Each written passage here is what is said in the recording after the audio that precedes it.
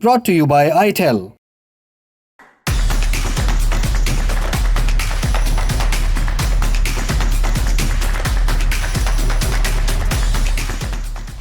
इस टूर्नामेंट की शुरुआत से पहले संजू सैमसन के नाम के साथ बड़े सारे क्वेश्चन मार्क थे। लग रहा था कि शायद पूरे टूर्नामेंट में इस खिलाड़ी को बेंच पर ही बिठाया जाएगा। हो सकता है इस खिलाड़ी को प्लेइंग 11 में आने का मौका ही ना मिले। लेकिन ब्लेसिंग इन डिस्गाइज बोल लीजिए, चाहे टीम के प्लेइंग कॉम्बिनेशन बोलिए, चाहे जो भी कारण बोलिए, संजू सैमसन को मौका मिला।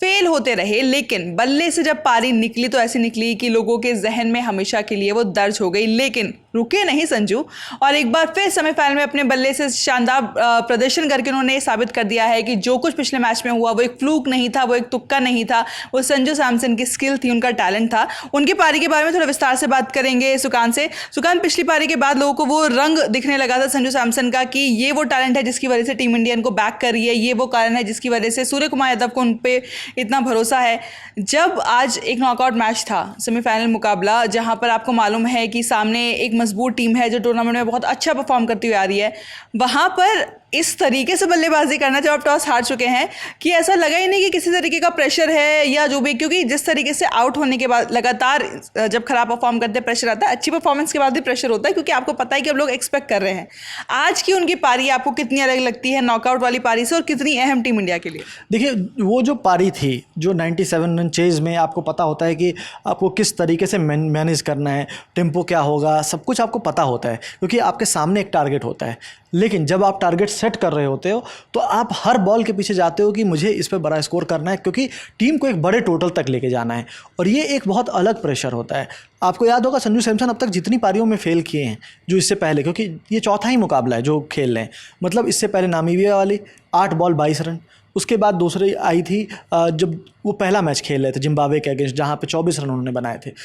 उस दोनों मैच में उनको स्टार्ट बहुत अच्छा मिल गया था, उसमें 15 गेंदों में 24 रन बनाए थे, तो मतलब स्टार्ट बहुत अच्छा मिल गया था। लेकिन क्योंकि आपको एक सेट करना है टारगेट, तो आप लगातार हिट करने जा रहे हो, और वहाँ पे मौका आपको, मतलब एक होता है ना कि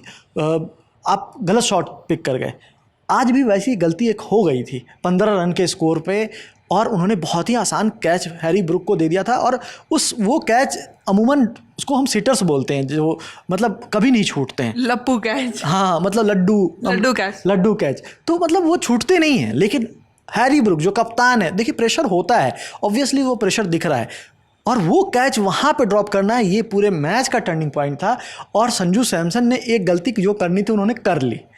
उसके बाद जो पारी खेली है उन्होंने, मतलब उससे पहले भी और उसके बाद भी जिस तरह की पारी खेली, ऐसा लगा जैसे कि वो कंटिन्यू कर रहे हैं 97 के आगे। मतलब ऐसा लगा ही नहीं कि 97 पे वो गए और 2-3 दिन का ब्रेक था, होली आ गई बीच में और बहुत कुछ हुआ, लेकिन संजू सैमसन वहीं से कंटिन्यू कर रहे थे जहां से उन्होंने उस पारी को एंड किया था वेस्ट इंडीज़ वाली। और यह अगर आंकड़ों की बात करें तो नॉकआउट में टीम इंडिया की तरफ से ये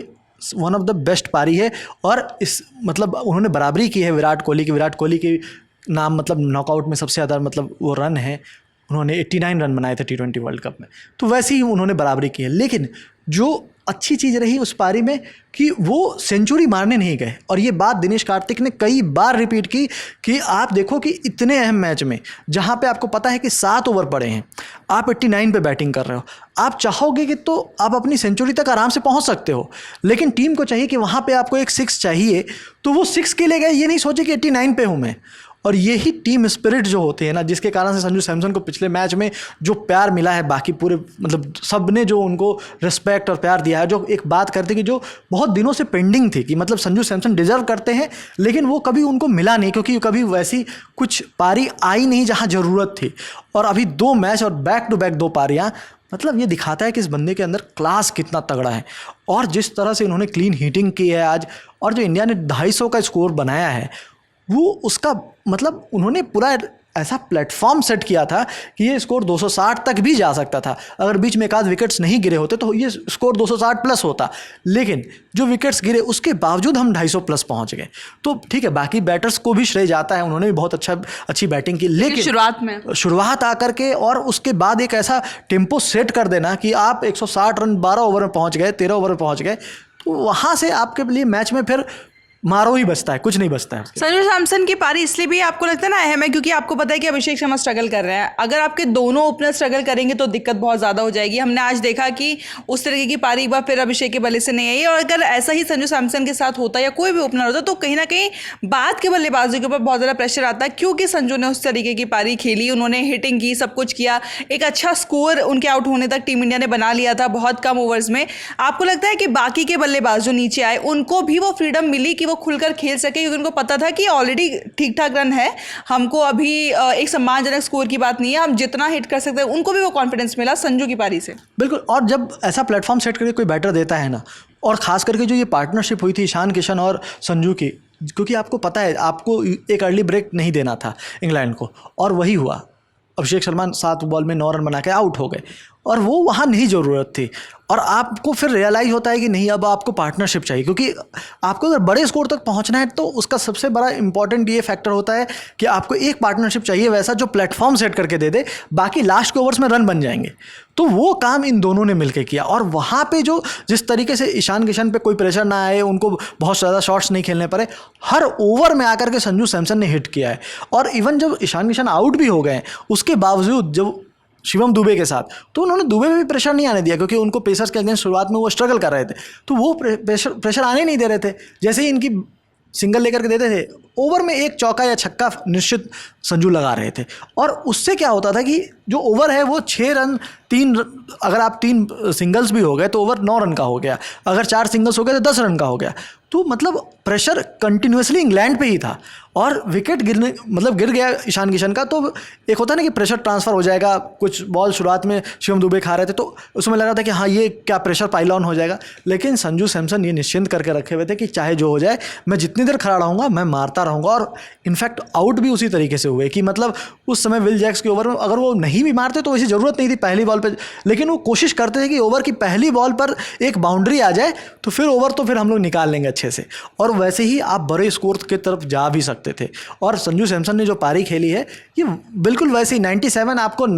रन के हिसाब से ज़्यादा लग सकते हैं, लेकिन ये 89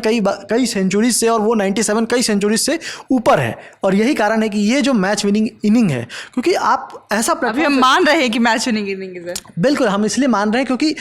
जिस तरह का प्रेशर होता है 250 रन का बोर्ड पे लगना, ये अपने आप में बहुत अलग प्रेशर होता है, और नॉकआउट मुकाबला है। ठीक है, बहुत ऑड बॉलिंग हुई एकदम बहुत ख़राब, और ड्यू का बहुत ज़्यादा फैक्टर हो गया तो कुछ भी हो सकता है मैच, और क्रिकेट में ऐसे भी कुछ भी हो सकता है, इसके लिए भी डिनाई नहीं करना चाहिए। लेकिन जिस तरह का जो एक होता है कि आप सोच के जाते हो 220 से ज़्यादा बनाना है और 250 से ज़्यादा बनाना, मतलब आप एक कुशन लेके चल रहे हो, 30 रन का कुशन, जहाँ पे आपको पता है कि इंग्लैंड एक ऐसी टीम है जिसने इसी ग्राउंड पे 230 रन चेज किए हैं साउथ अफ्रीका जैसे बॉलिंग अटैक के सामने। तो आपको पता है कि आपको उससे ज़्यादा बनाना है ताकि एक मेंटल प्रेशर भी क्रिएट हो, क्योंकि 230 से नीचे कुछ भी इंग्लैंड के लिए होता है कि एक बार हमने किया है, कर सकते हैं, वो एक बहुत बड़ा फैक्टर था। तो हम तो ये चाहेंगे कि जो भी फैक्टर्स इंग्लैंड के समर्थन में जा सकते हैं या उनकी तरफ जा सकते हैं वो आज काम ना करें। आज केवल एक ही चीज़ काम करे, वो है टीम इंडिया की बॉलिंग। बैटिंग हो चुकी है, एक बड़ा स्कोर खड़ा है वहाँ पर, और हम आपको लगातार बता रहे हैं कि क्या कुछ हो रहा है इन सारे मुकाबलों में T20 वर्ल्ड कप के लिए। लेकिन उसके लिए आप हमारे साथ जुड़े रहिए। इस वीडियो में इतना ही। मेरा नाम है रिया, साथ ही सुकांत, और आप देखते रहिए ललन टॉप स्पोर्ट्स।